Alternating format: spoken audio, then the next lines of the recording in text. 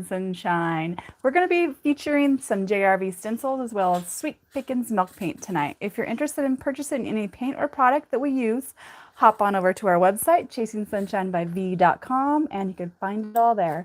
So without further ado, we're going to jump right into the project. Like I said before, we're going to be playing around with Sweet Pickens milk paint. This is in the color Flour Sack.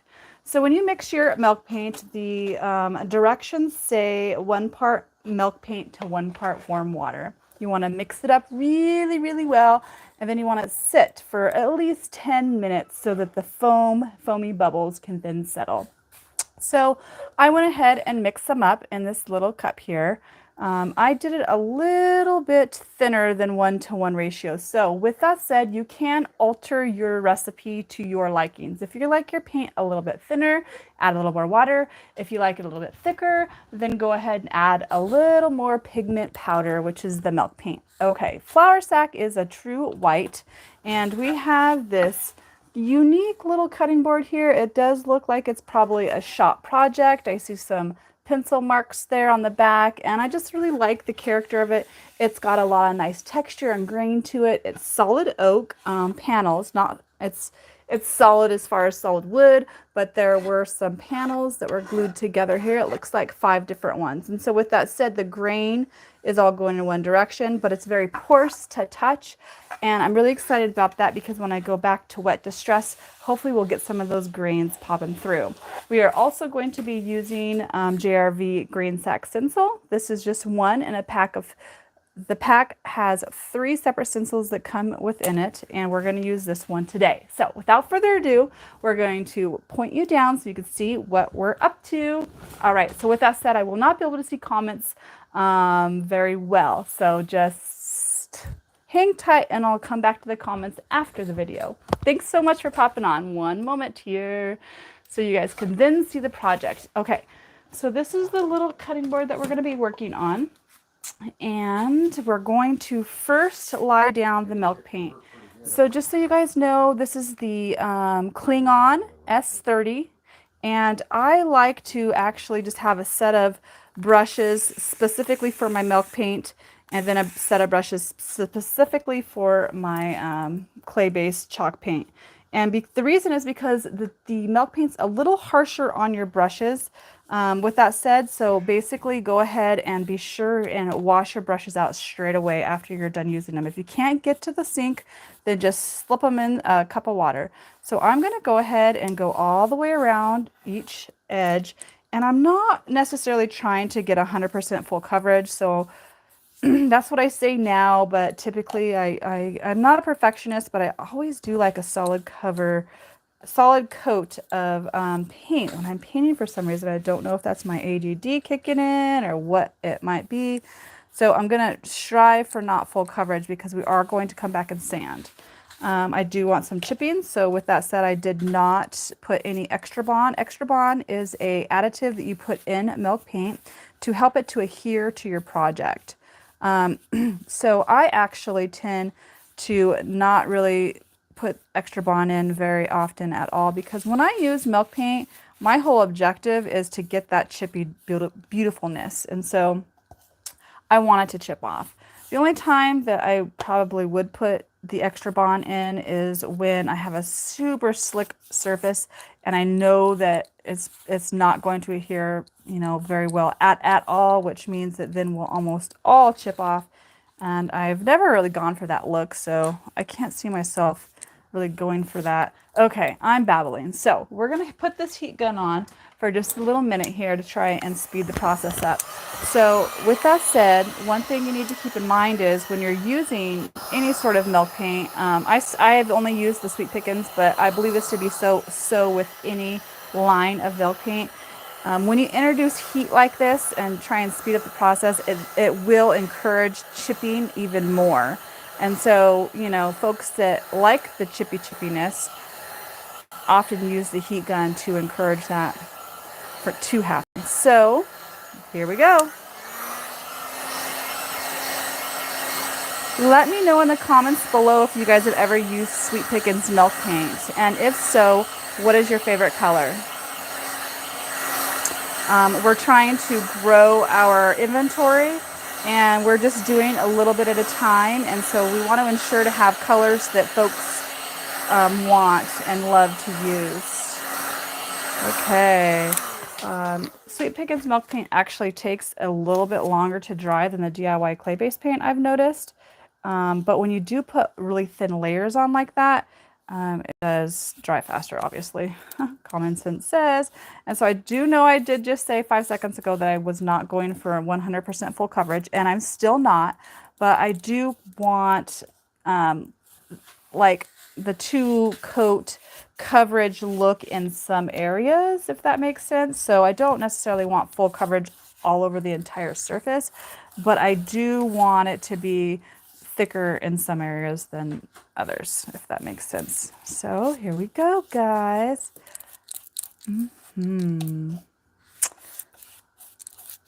Okay, and also if you guys are new to our channel, let us know that as well so we can give you guys the proper welcome, and let us know where you're from. I'd love to know. We like to interact with our peeps, and so just go ahead and let us know in the comments. And also, if you so inclined, click that little subscription button down there. If you want to subscribe, that'd be super great. We have a goal to get to 5,000 subscribers this year, and we're currently about 1,400, so that would be wonderful. Okay, so I feel like that is kind of where I'm kind of going. Do you guys kind of see how I'm being real sporadic? That's not the right word. I'm being very random with where I'm actually putting the paint, but trying to leave some unsaid. Like right here, there's a little baby bit that there is no paint. So like I said before, stick your brush in some water, save a brush, and we're gonna move on to the second step right after this coat is dry.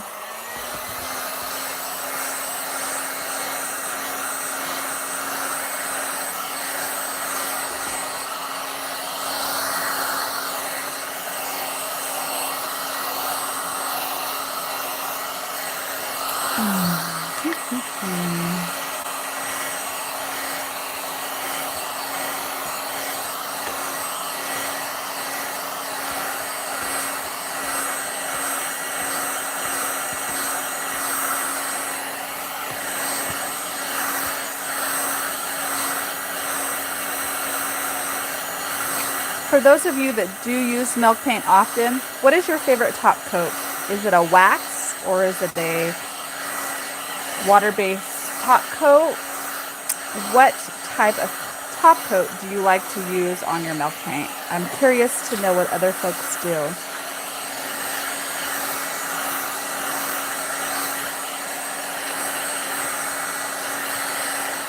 Looks like we're trying to get some crazing over in this area, which is what we want. And I typically find that that happens, the cracking kind of crazing look, when you have the paint thicker than not. And so this is one of the reasons why I wanted to do some areas a little thicker than others.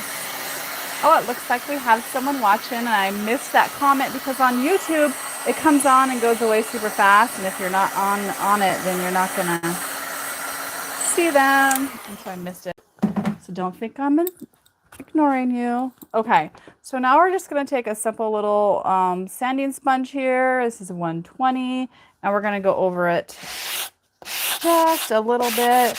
I honestly don't think we're going to get any super chippiness with this. I always find that milk paint kind of smells like, it reminds me of Easter eggs. Like when you dye Easter eggs, that kind of smell of the eggs, the dye, that's what it reminds me of. That's what it reminds me of. And I am going to go paint this little cutting board on all sides, but for the purpose of the video, we're just going to do this side. And so we're not necessarily getting any cracking, but we are getting some of the crazing. And you could also go ahead and wet distress this. And water, when you introduce water to milk paint, it does encourage chipping as well. And I'm feeling pretty okay about this. And you can see, remember I had said earlier that the milk paint, or no, this actual cutting board had some really nice wood grain as far as when wood gets wet, the fine fibers within the wood actually raise. When you're working a piece of wood and you're trying to get it as smooth as possible, you always like wipe it off with a wet sponge so that you can get those fibers to pop up so that you can then come back and sand them down again. That's what I used to do in wood shop. Okay, so this is the look that we have at the moment. It's really just kind of a standard whitewash, kind of with some of that grain popping through. Just a little baby bit, just to remind you, this is what we started with, and this is where we're at right now. Okay, so we will move on to the second step, which is put this grain sack. This is a JRV. Again, if you're just popping on, this is a JRV stencil, and it's a grain sack. And so I definitely just kind of eyeball. There is a sort of semi-straight edge right here, right? And so I'm going to line up the stencil with that straight edge if it puts me kind of right in the middle so that I know that I'm going parallel with the project here. And I'm going to tape it down just a little baby bit with some standard painter's tape. Super excited, guys. We got some new products in. If you guys follow the oops, I just kind of bumped it over, didn't I? If you guys have been watching the Redesign with Prima winter release, they just came out with a new release of stencils, transfers, and decoupage rice paper. And there's a couple different artists that was so lucky to design those releases. So be careful when you're going around an edge and you're putting a stencil, like you're taping a stencil down, because it can then stencil and then mess up your actual stencil area. So with that said, I'm just going to go ahead and tape this side. So this is probably one of the harder stencils to actually use, I believe, as far as, you know, holding it in place, because there's so much subject area that is cut out of this stencil that it makes it really easy for the stencil to manipulate around. Let me move it a little bit forward so you guys can see what I'm talking about. So here's the stencil, and just the slightest movement, like with a brush or your finger or whatever, is going to like then manipulate the actual stencil itself. So with that said, you really have to keep your paws pressed down firmly so that you try not to manipulate it in that way. So we're going to come in with some Carnival Red. This is a DIY clay-based paint, and the DIY paint works really well with the Sweet Pickens line. They're kind of meant to go together. Not really, but it's like a couple made in heaven, right? And then we're going to jump on over to the 3/8 inch JRV stencil brush. It's just a standard small stencil brush. And this is a really good one to use when you're working on these itty bitty lines. Okay, so I am not doing a, what do you call it? This is not a preferred method of actually stenciling. Typically you come in with a dab, dab, dab situation, kind of like this, or you do like a swirl situation like this. But the way I use this specific stencil, because of the subject area being cut out like that, is I kind of just hold it taut down like with my paw like that, like I said, and I just kind of brush it on. And thinner layers are better than thicker layers. And then you just kind of got to work it a little section at a time, guys. And then also think layers, like you just want to go thin, kind of get that paint built up in there. Let's went under the stencil there. A little muscle memory. I don't know why that, but basically there you go. And then we're going to come back. I'm going to finger down a little baby bit, come in. And so once that layer is laid and it's a little drier, I feel like you have better odds at staying on top of the cutout areas versus bleeding under. If you guys have watched other folks do stencils very often, sometimes what they do just to kind of get that stencil, I don't know exactly what the terminology would be, but I'm not really explaining this well. For instance, if I wanted this to be super crisp and there was no other options and I didn't want it to bleed under, one thing that I could do is come in with the same color in which I use my base color, like a white, right? Oh, that was really creamy there. That was not great. Okay, that might be a bleeder. And that way it kind of builds it up and maybe even like the stencil will stick down. Oh my gosh, I'm not explaining this well. Anyway, we'll just see how it turns out, huh, guys? This is how I do it, you know, to each their own, and everyone does have a different method with stencils and such. And I typically do like the distress look, so I'm not uber concerned with perfection. And I leave that door open because I know I'm not perfect, and I know it's gonna have some bleeders and not look 100% right on, so I'm going to have the option to distress it. Yeah, right? Yes. So this stencil does take a little time to do because of the, I would say, what's a good word?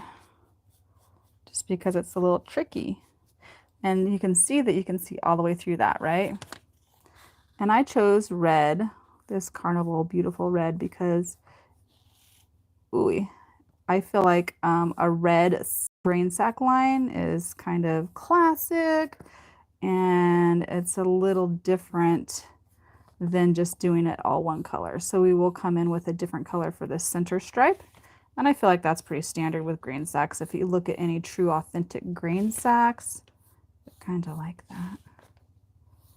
And that's exactly how I got the idea, because I looked up true authentic grain sacks and there's typically a nice sloth of red in there somewhere. So that's what I decided to do.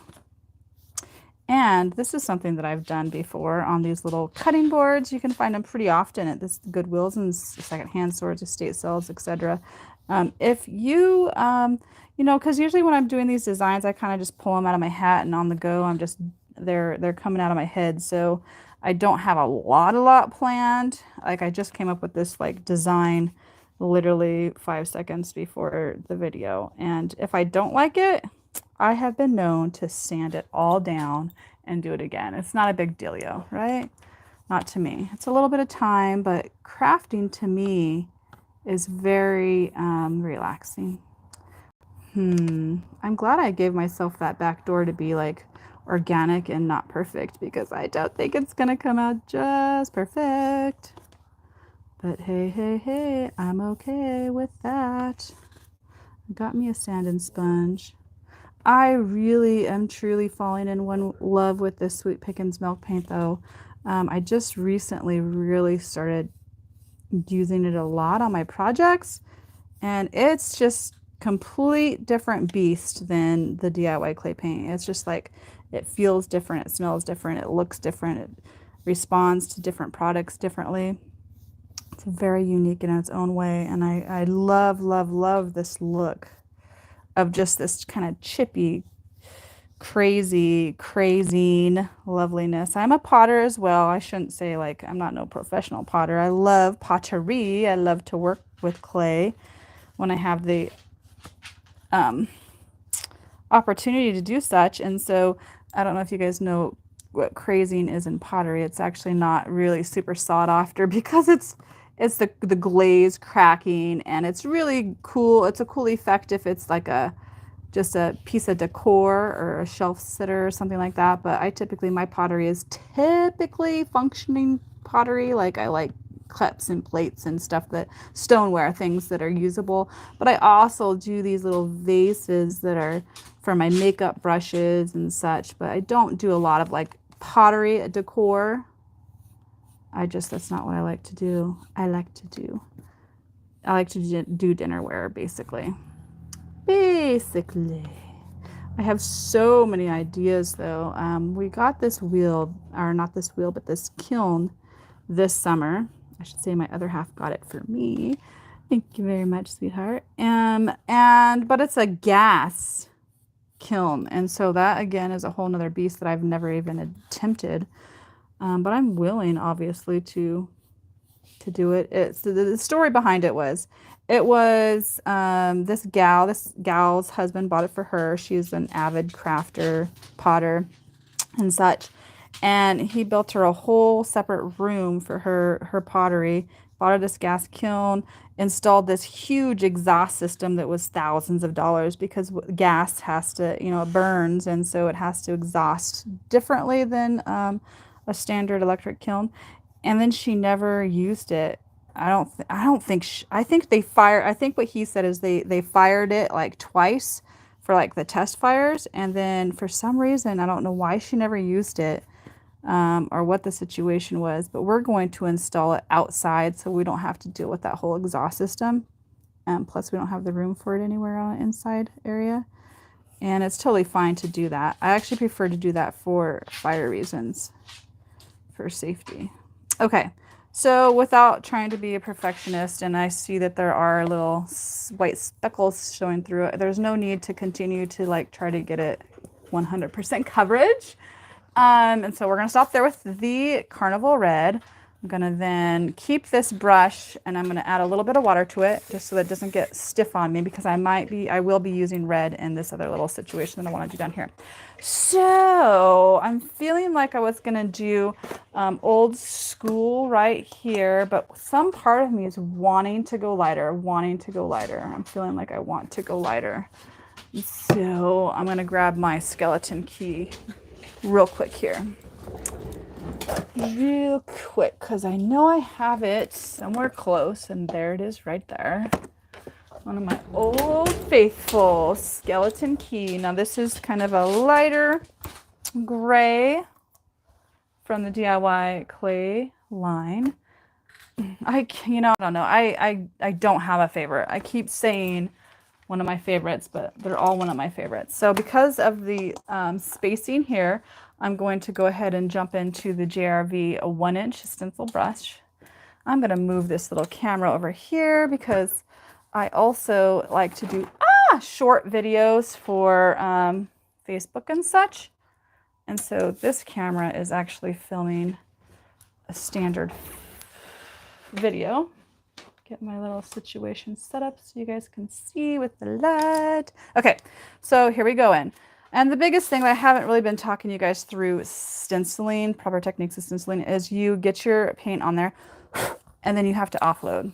Have to offload, guys, which seems wasteful, but that's the way it is. But because there's so much area to cover, the first little sloth that you go can actually have a little more paint on there because you're not even touching the stencil at this point. You're just like trying to get paint on there, right? So this specific stencil is a little unique, so keep that in mind. Just always be in the habit of offloading. And that's if you want the stencil to look good, because if you go in full force with just a big old gob of paint like that, it's just going to bleed underneath your stencil and you're going to be blued and tattooed, guys. Okay, so here, I just messed that up. Okay, so just remember to continue to hold your stencil down. It is a little stuck down because the paint's holding it down, the Carnival Red color, okay?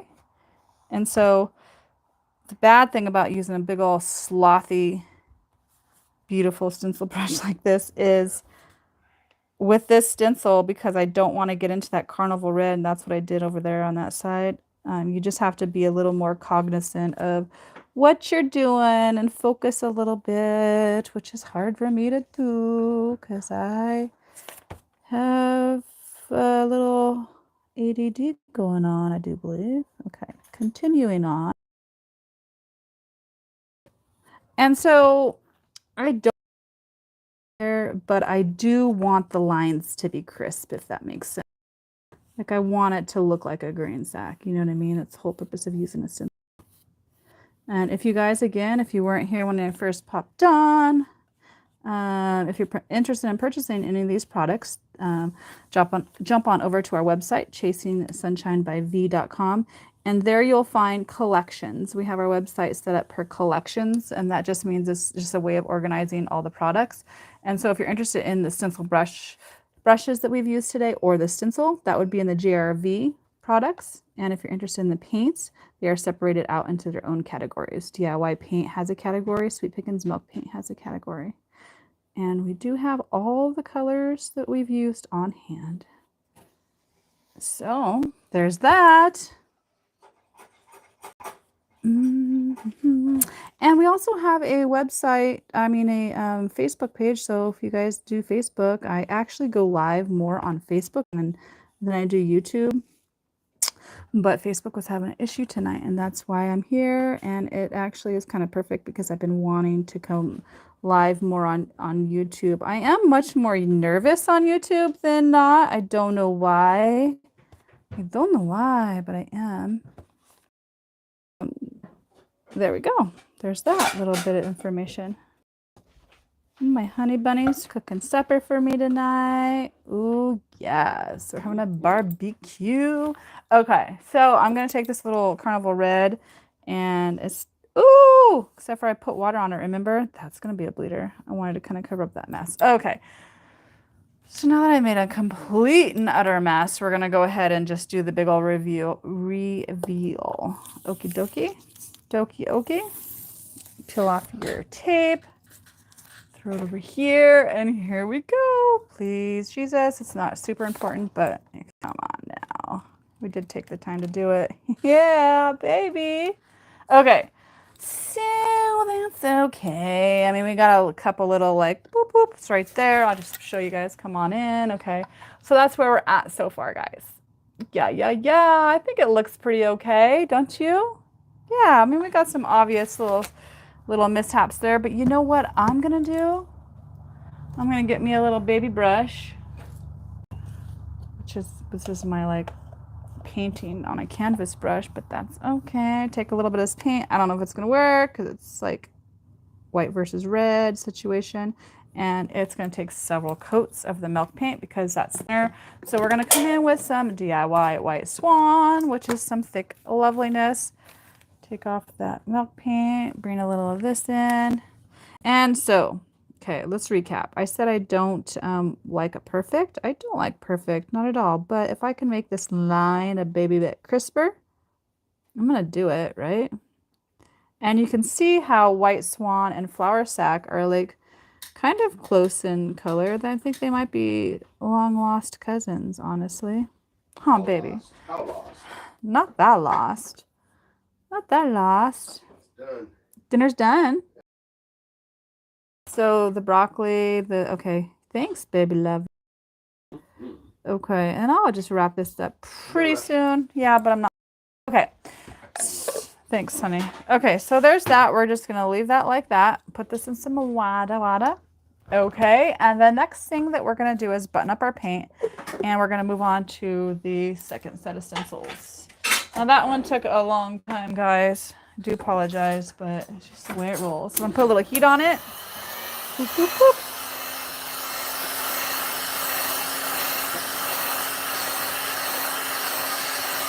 boop. Good enough for me, little bumblebee. We're going to use this like number stencil, which I have no idea where I got it. I've had this one for a minute or 5.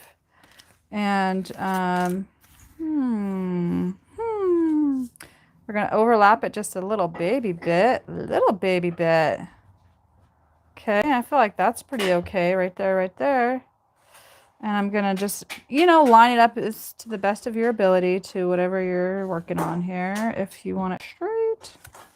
Sometimes what I do is like, I line it up with the bottom. Can you see me lining this edge up with the bottom down here? Kind of know where I want it. And then I know I'm at least like horizontal to the piece here.